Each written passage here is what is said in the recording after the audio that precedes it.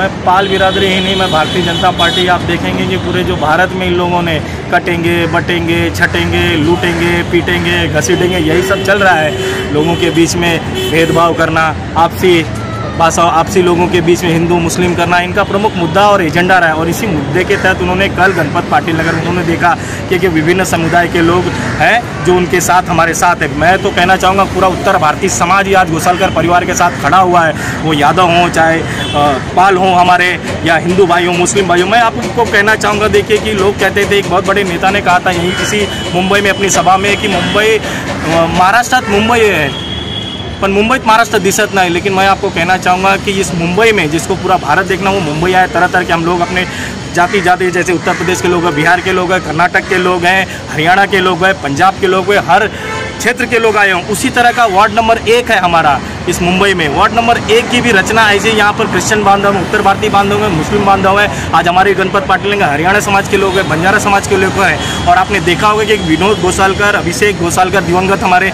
वो इस पूरे समाज को लेकर के चलते थे। हर समाज के बीच में मैंने कभी उनको ऐसा देखा नहीं कि वो अभी घर पर बैठे। वो गणपत पाटिल में गणेश उत्सव में गणपत पाटिल नगर में दिखते थे, और रमजान में गणपत पाटिल नगर में दिखते थे। वो क्रिसमस के त्यौहार के दौरान वो हमको आईसी कॉलोनी में दिखते थे। नवरात्रि में हमें यहीं पर है गुजराती बंधु लोग हैं, उनके बीच में दिखते थे। तो पूरे वार्ड को, पूरे दहिसर विधानसभा को एकजुट करने का काम अगर किसी ने किया था तो वो घोसालकर परिवार ने किया था। आरोप की बात करते हैं तो मैंने कहा कि इनका एजेंडा है कि इनके प्रति एक तबका जो इनकी तरफ रुख करे। लेकिन मैं कहना चाहूँगा कि वो तबका भी इनकी तरफ नहीं झुकेगा, क्योंकि आज लोग इनकी जो मंशा है उनकी मंशा को जान चुके हैं कि आज दो देश को बांटने छाटने का काम किया जाए, देश एक सूत्र में बंधेगा। मैं ये कहूँगा, मैं इन्हीं की बात करता हूँ कि आज गणपत पाटिल नगर बटेगा नहीं। आप जो बांटने की कोशिश कर रहे हो, गणपत पाटिल बटेगा नहीं, बल्कि एकजुट रहेगा और गणपत पाटिल नगर विकास करेगा। भारतीय जनता पार्टी जो है कल पाल बिरादरी के ऊपर जो छींटाकशी किया, ये नाजायज़ अन्याय किया। पाल बिरादरी को बहुत बड़ा बुरा लगा हुआ है। इस चीज़ को जो है भारतीय जनता पार्टी सबका नाम लेके कल बुला रहा था मंच पे कि ये हफ्ता वसूली करते। भारतीय जनता पार्टी यहाँ 1 नंबर से 14 नंबर तक के जितने चिकन और मीट के दुकान हैं सबसे हफ्ता लेते हैं, और धंधे वाले से भी हफ्ता लेते हैं। चिकन वालों से जाके पूछा जाए तो उनका दुकान बंद करा दिया जाता है। बोला जाता है कि पुलिस का धाड़ है, ये धाड़ है, वो धाड़ है। जो है पुलिस को और बीएमसी को जो है जाके कंप्लेन करके उनको धंधे बंद कराते हैं। वो धंधा चालू करने के लिए उनके घर पे पैकेट छोड़ के आते हैं। भारतीय जनता पार्टी का ये कार्य बहुत तकलीफ है। पब्लिक को जितनी तकलीफ दिया गया है 10 साल के अंदर, वो गणपत पाटिल नगर जान रही है। ये आने वाले 20 तारीख को अपना कर्तव्य करके दिखाएगी उनको, भारतीय जनता पार्टी को, कि पब्लिक कितना समझदार हो गई। पिछले 10 वर्षों में मुझे मनीषा चौधरी जी का कोई काम यहाँ पे हमारे एरिया में होता हुआ नहीं दिखा है। इस बार हमारी उम्मीद विनोद घोसालकर जी से है। हम इनको इस बार जिताएंगे और अगले 5 साल के लिए इनका भी विकास हम देखेंगे। दहिसर विधानसभा में जो है यूनिटी की तैयारी बहुत अच्छी चल रही है। हमें हमारे द्वारा किए गए कार्यों पर पूरा विश्वास है और जनता इस पर भरोसा कर रही है, और आने वाले समय में विनोद घोसालकर साहब को चुन करके लाएगी। यही मैं ईश्वर से प्रार्थना करता हूँ। और जनता से हमेशा जुमलेबाजी करती है।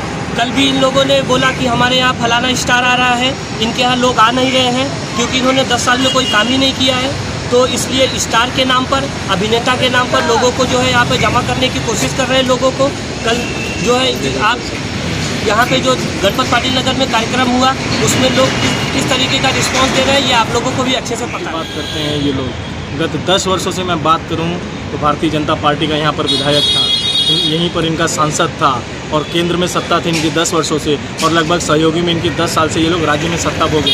लेकिन अगर आप विकास की बात करें, 10 सालों में एक नगर की काया पलट बन जाती है। और 10 वर्षों में बात करूँ, इनके 10 कदम भी 10 बार भी दौरे नहीं हुए गणपत पाटिल नगर में इन लोगों की। और विकास की बात करते हैं लोग, पहली बात तो इनको ये नहीं मालूम है कि नगर सेवक का काम क्या होता है और विधायक का काम क्या होता है। नगर सेवक के माध्यम से यहाँ पर लोगों को पानी देने का काम हुआ हमारे, लेकिन इनका कहना है कि हमने पानी यहीं पर इन्हीं के लोगों ने लाख सवा लाख रुपए में लोगों से कनेक्शन दिए पानी करके।